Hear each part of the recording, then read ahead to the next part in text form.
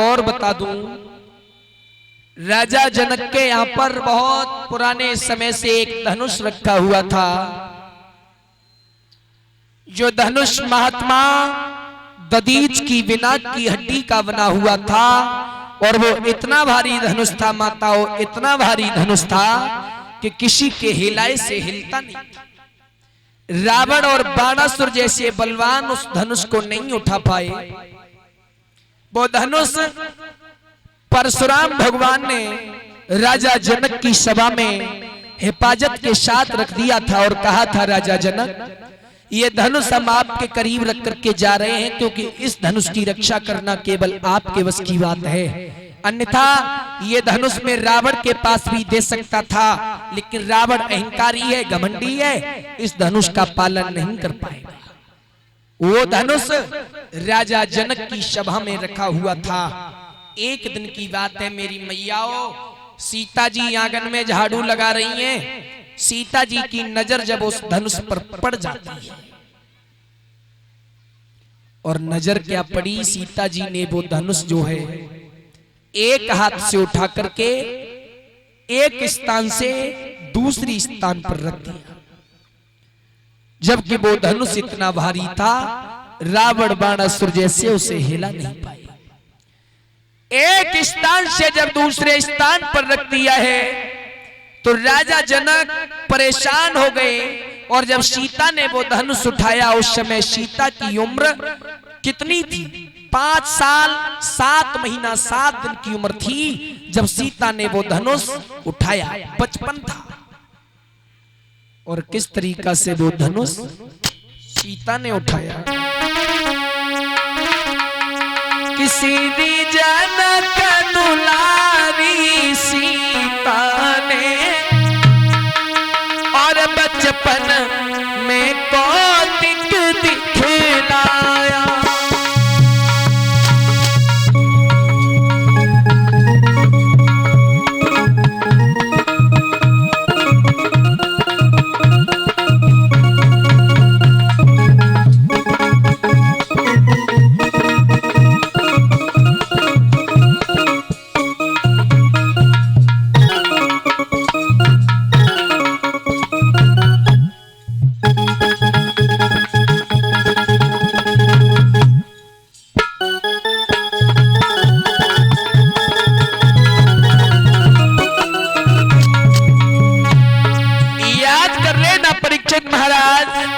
जब सीता ने धनुष उठाया, 5 साल 5 महीना 7 दिन की उम्र में श्री जनक के दुलारी सीता ने बचपन में कौतिक दिखलाया, और वो शंकर जी का महाधनुष और कई हाथ से उठा।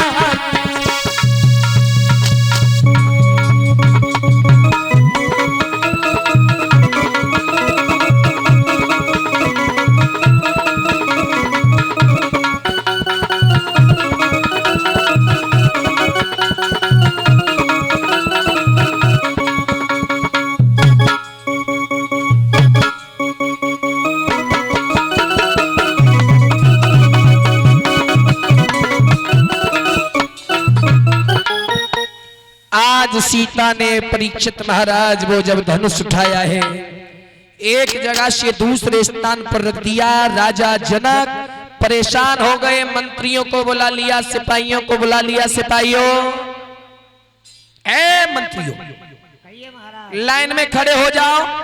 इतनी कितनी हिम्मत है, किस किस में कितना बल है जो ये धनुष उठा करके दूसरे स्थान पर रख दिया। धनुष उठाकर सारे सिपाही लाइन में आ गए, जवाब देने लगे, आज ना जाने महाराज को क्या हो गया, हमने तो कोई गलत भी नहीं किया, न जाने किस बात की सजा मिलेगी। चलो भाई मंत्रियों लाइन में लग जाओ। कहिए महाराज क्यों बुलाया? राजा जनक बोले हैं, रे ये मेरा धनुष जो है एक स्थान से दूसरे स्थान पर रखा गया है, मुझे ये बता दो कि ये धनुष किसने उठाया है। अगर नहीं बताओगे तो मैं ध्यान रखना जान से मार दूंगा। अगर किसी ने नहीं बताया ये धनुष मैंने बड़ी हिफाजत के साथ यहाँ पर रखा था, ये परशुराम ने मुझे जिम्मेदारी से दिया था। सारे सिपाही हाथ जोड़ करके बोले, महाराज हमारी क्या मजाल है भला जो हम इस धनुष को उठाएंगे, हमारे बस की बात नहीं है। राजा जनक चक्कर में पड़ गए, फिर बलवान है कौन जिसने ये धनुष उठाया है। सीता जी हाथ जोड़कर सामने पहुंची, पिताजी काहे को नाराज हो रहे हो, काहे को चिल्ला रहे हो, कौन सा पहाड़ टूट गया है, अगर ये धनुष किसी ने उठा भी दिया तो क्या हो गया, आपने तो पूरी प्रजा को सर पे उठा लिया। राजा जनक बोले, बेटी तू नहीं जानती, ये धनुष इतना कठोर धनुष है, इतना बलवान है, इसे उठाने वाला कोई बलवान ही होगा, अन्यथा रावण और बाणासुर जैसे इसे चिंगा नहीं पाए। सीता बोली, आप इस धनुष की बात कर रहे हो, इस धनुष की बात कर रहे हो? बोले हाँ। अरे पिताजी ये धनुष तो मैंने उठाया है, मैं आंगन में झाड़ू लगा रही थी, सोचा इस धनुष के नीचे काफी गंदगाई हो गई है, न जाने कब से रखा है, मैंने इस धनुष को एक स्थान से दूसरे स्थान पर रख दिया तो कौन सी बड़ी बात हो गई, और आप कह रहे हो कि बड़े बड़े बलवान नहीं उठा पाए। राजा जनक बोले, बेटी ये क्या कह रही है? बोले, बिल्कुल सही कह रही हूँ, ये धनुष मैंने उठाया है। राजा जनक बोले, मुझे नहीं लगता कि तुम इस धनुष को, तुम्हारी अभी उम्र ही क्या है? बालापन है, तुम धनुष को कैसे उठा सकती हो? बोली, पापा मानो या मत मानो, लेकिन ये धनुष मैंने उठाया है। राजा जनक की आंखें फटी की फटी रह गई। बोली, बेटी ये धनुष अगर तूने उठाया है तो तू मेरी कोई साधारण पुत्री नहीं है, क्योंकि ये धनुष बहुत भारी है, महात्मा दधीच की विनाक की हड्डी का बना हुआ ये बहुत पुराना और कठोर धनुष है। राजा जनक ने प्रतिज्ञा कर दी है, बलवानों, पहलवानों, कदरदानों, जहां तक के राजा महाराजा पूरी प्रजा में बुला लिए, कचहरी लगाई। और राजा जनक ने जब कचहरी लगाई है, आवाज लगाई है, जो धनुष मेरी बेटी सीता ने उठाया है और उठा करके दूसरे स्थान पर रखा है, तो मैं आज राजा जनक यह प्रतिज्ञा करता हूं कि जो भी महावीर, जो भी बलवान इस धनुष को उठा करके तोड़ देगा, इस पर पतांचा चढ़ा देगा, मैं अपनी कन्या सीता का हाथ उस वीर पुत्र के हाथ में दे दूंगा। बोल गोविंद भगवान की। और राजा जनक बोले, जिस महावीर की महाशक्ति और ये धनबा तोड़ी गिराएगी, और बस उसी वीर को निरविवाद जानकी निभाई जाएगी। कह दिया राजा जनक ने, जो बलवान बलशाली इस धनुष को उठा करके तोड़ देगा, उसके साथ में मेरी कन्या सीता का विवाह होगा।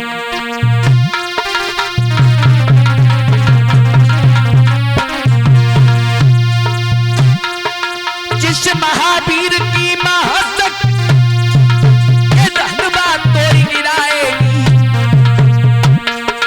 और उसी वीर को निरविवाद जानकी निभाई जाए।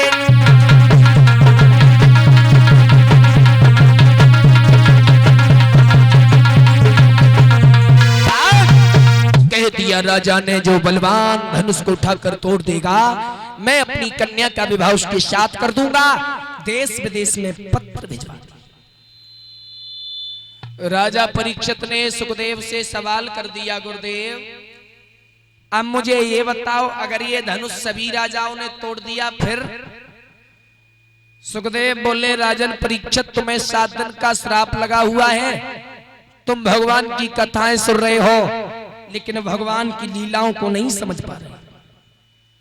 मतलब तीनों लोकों के स्वामी हैं, पालनहार हैं, उनके अलावा भला किसी की मजाल है जो उस धनुष को तोड़ दे?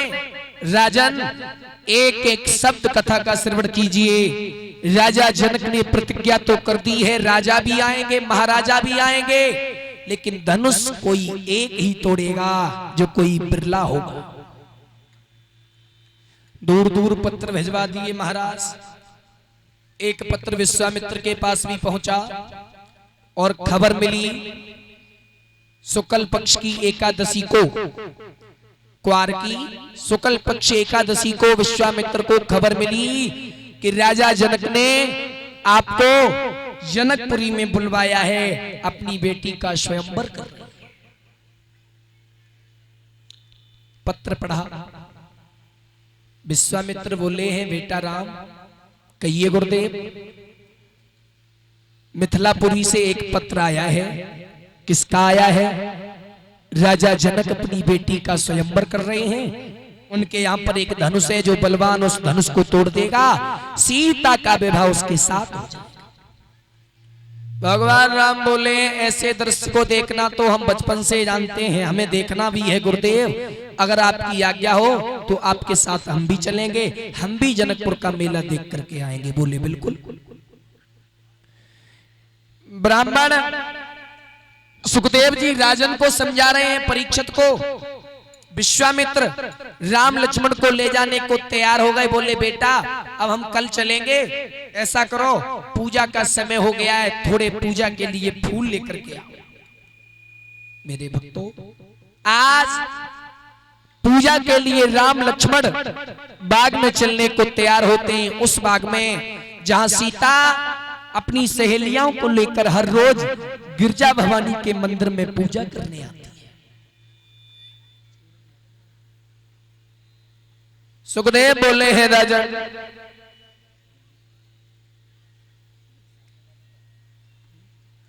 हे राजा, आज राम और लक्ष्मण जब गुरुदेव के पूजा के लिए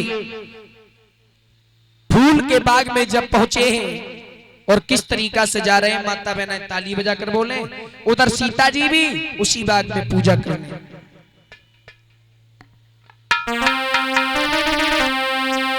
अरे चले हैं और रघुराई और पहुंचे फूल बाग में जाई, चले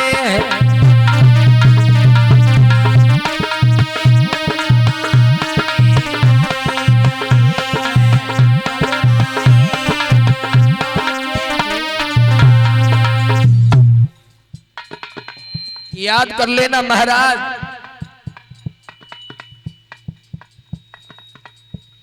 राम और लक्ष्मण दोनों भाई गुरुदेव की पूजा के लिए फूल लेने के लिए चले हैं और भगवान राम आगे आगे जा रहे हैं और लक्ष्मण पीछे पीछे जा रहे हैं। आहा, ताली बजाकर बोले,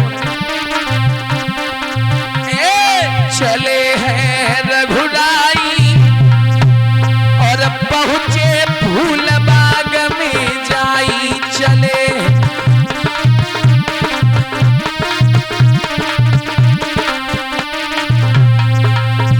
जब चले।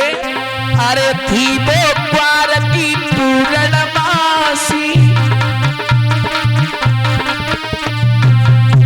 अरे बात नडते पुरवासी, बाग में खुशी दिल में छाई और पहुंचे फूल बाग में जाई।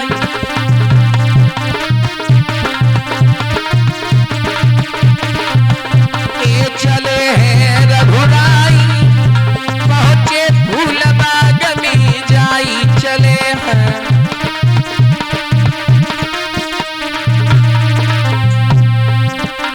अरे पहुंचे बाग में गुरु के संगा, याद कर लेना भक्तों, गुरु की आज्ञा पाकर, गुरु के प्रसंग को सुनकर राम लक्ष्मण जब फूल बाग में पहुंचे,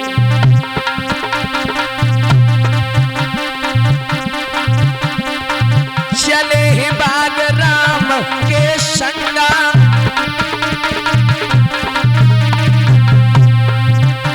अरे मन मलिन और अति प्रसंगा, मन मलिन और के देखी फूलबाई पहुंचे फूल बाग में जाई, चले हैं।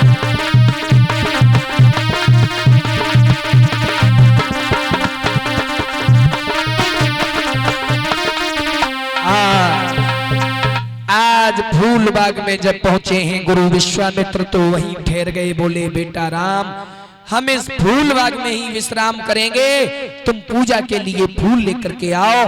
पूजा करने के बाद अब यहां से सुबह चले।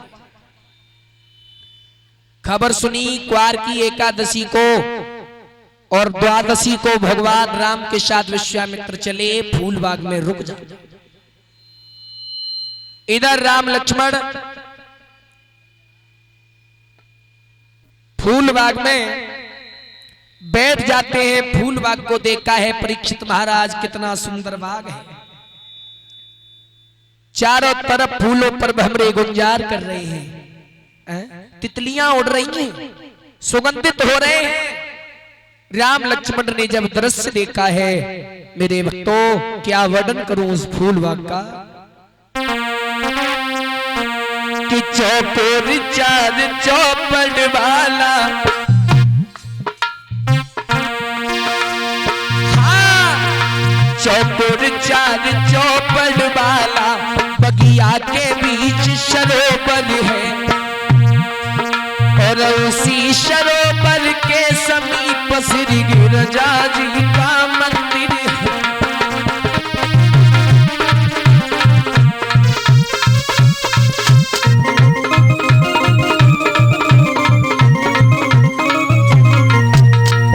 भगवान राम ने बगिया को देखा है परीक्षित महाराज, कितना सुंदर बाग है जिसके चारों तरफ बाउंड्रियां लगी हुई हैं, उसमें फुलवारी खिल रही है, और बगिया के पास में एक सरोवर है जिनमें हंस टहल रहे हैं।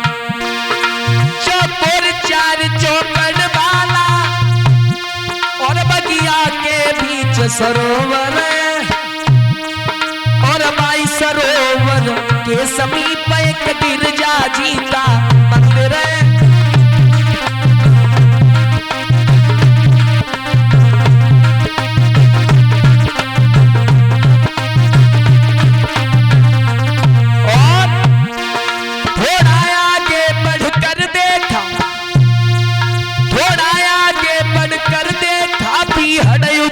निर्जन वन है, और पशु पक्षी नजर न आते हैं, सावन भी यहाँ भयानक।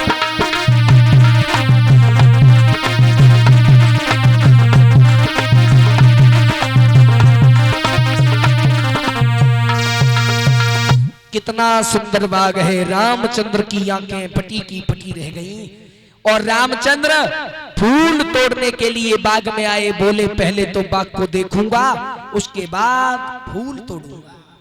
लेकिन राजा जनक की कन्या सीता उसी बाग में हर रोज पूजा के लिए आती थी। मेरी माताओं, रामचंद्र बाग में बैठ जाते हैं और बगिया की शोभा को देख रहे हैं। सुंदर फूल हैं, एक सरोवर है जिसमें हंस तैर रहे हैं, भमरे गुंजार कर रहे हैं। लेकिन इधर राजा जनक की कन्या, अरे तले सखियन को संग जानकी, और फूल बाग में आई सीता जी, और उत बगिया के बीच में बैठे राम लखन दोहा।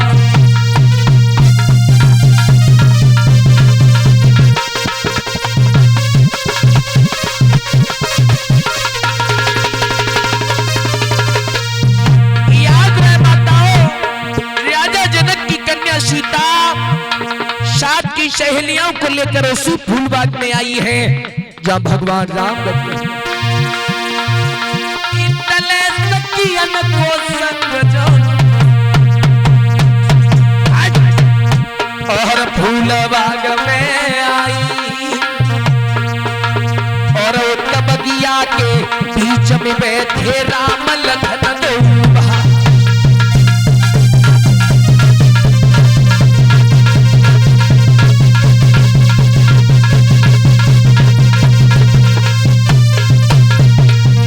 याद रहे माताओं, परीक्षित महाराज सीता की सहेलियां सीता के साथ फूल बाग में आई हैं। उनमें एक चतुर सहेली थी सीता जी की, वो आगे बढ़ी है। देखा कि सुंदर सुंदर बाल, सुंदर सुंदर वस्त्र पहने हुए राम लक्ष्मण और बाग में बैठे हैं। सीता की सहेली आगे बढ़ी।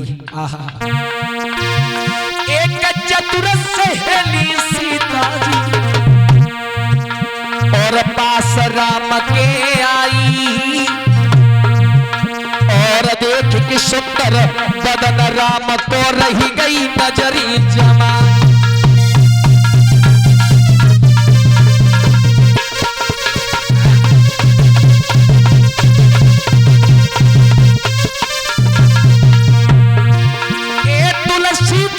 विचार करो मेरे कछु समझ नहीं आई,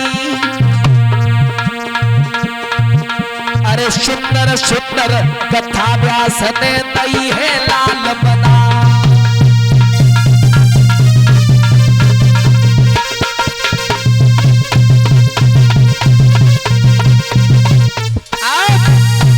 सीता की सहेली भाग करके गई है और जवाब दिया, बहना तू जरा देर यहीं ठहर, मैं जाकर के बाग में देख लूं। आगे बढ़ी तो देखा सुंदर सुंदर सुकुमार।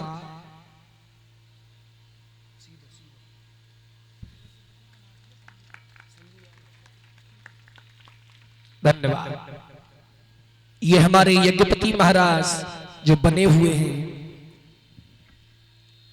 उनके नाती हैं संजीव कुमार, संदीप कुमार। यज्ञपति महाराज के नाती हैं। 101 रुपए का हार हमारे गले में डाल करके मेरा सम्मान किया है। भगवान से प्रार्थना है ऐसे भक्तों को, ऐसी पवित्र आत्माओं को प्रभु इसी तरह हर जगह सम्मान मिलता रहे, और दीर्घ आयु की कामना करूंगा भगवान से।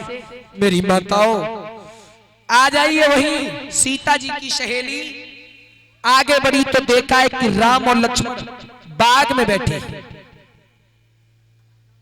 सीता जी की सहेली ने पलकों ना मारे, बिल्कुल इतना सुंदर रूप है भगवान को, देखती देखती रह गई। और वापस जब लौट करके गई है, बोली, बहना ओ सीता। सीता बोली, क्या बात है, काहे को चिल्ला रही है, क्या हो गया? बोली, हम जिनकी बातें करते थे ना। किसकी बातें?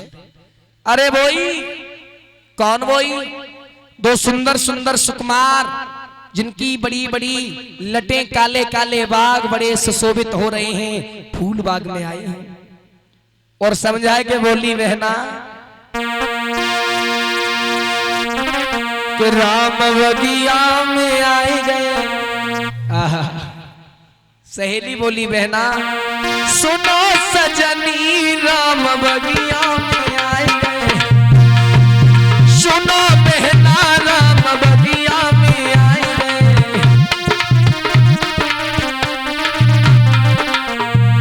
ओरी बहना सुन रही है ना, जिनकी हम लीलाएं सुना करते थे, आज वो राम फूल बाग में आए।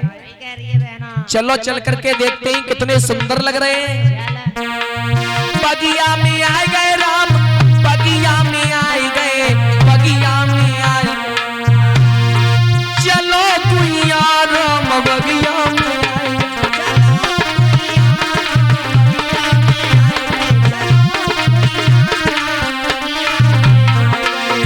सुंदर रूप बनो प्रभु को, बनो प्रभु को। चलो आली राम बगिया में आए।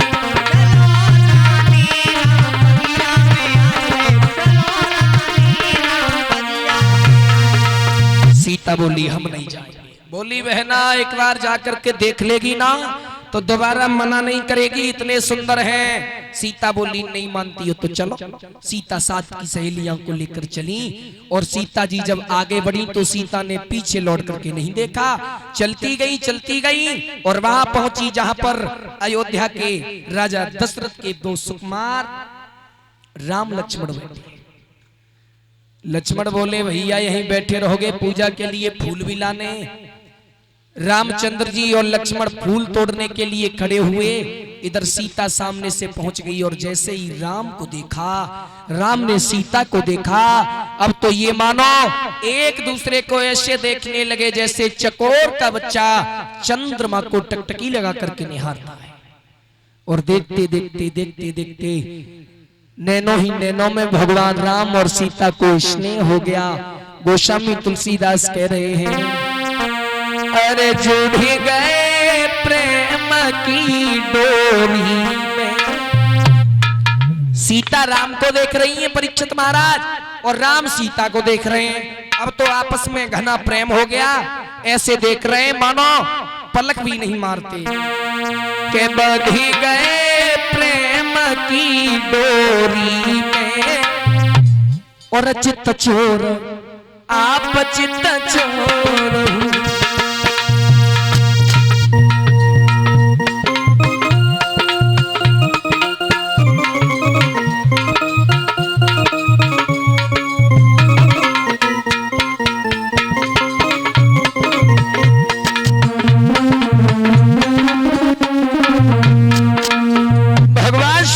सीता को देख रहे हैं, सीता राम को देख रही हैं, आंखों ही आंख में प्रेम हो गया है।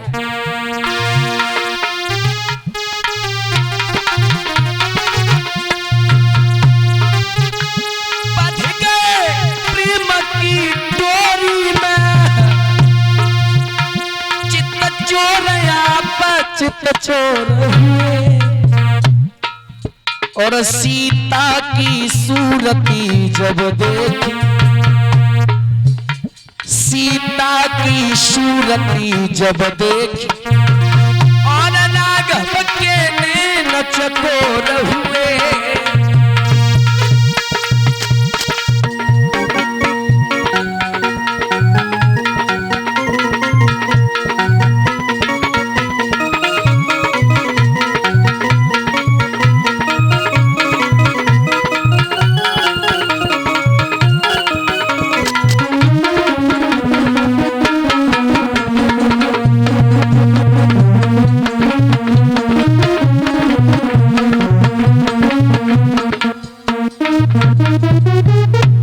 राम सीता को देख रहे हैं, सीता राम को देख रही है महाराज। अब तो इतना प्रेम हो गया, सीता जी टकटकी लगा करके देख रही हैं, भगवान ने भी पलक नहीं मारा मैया। अब तो लक्ष्मण ने भैया को टोक दिया, भैया क्या ऐसे ही देखते रहोगे, संध्या का वक्त हो रहा है, गुरुदेव इंतजार कर रहे हैं, चलो ना। राम वहां से चले, मुड़ मुड़ करके देख रहे हैं, सीता भी शर्मा रही हैं और सीता जी भाग करके गई गिरजा भवानी के मंदिर में जाकर के प्रार्थना की, हे माँ, हे गिरजा भवानी, मेरे पिता ने प्रतिज्ञा की है धनुष तोड़ने की, अगर ऐसे सुकुमार, ऐसे सुंदर, सुशील, कोमल कोमल आंखों वाले हमारे पति बने तो मेरा जीवन धन्य हो जाएगा। मैंने जितनी आपकी सेवा की है सब फल मुझे प्राप्त हो जाएगा। मेरे भक्तों, सीता ने पूजा करने के बाद जनकपुर की सीध लगाई। इधर विश्वामित्र ने फूलों से अपनी पूजा की और पूजा करने के बाद आज जनकपुर की तरफ चले। जनकपुर में राजा जनक ने पूरा बंदोबस्त कर दिया है। मिथिलापुरी को इतना सजा दिया है, इतना सजा दिया है, मानो जितने भी राजा आ रहे हैं सब खुश हो रहे हैं कि राजा जनक ने अपनी कन्या के लिए कितना सुंदर सुंदर महल सजाया है। अभी राम और लक्ष्मण की झांकी आ रही है माताओं, तब तक एक भजन बोलने राजा जनक के दरबार में विश्वामित्र जा रहे हैं, ताली बजाकर।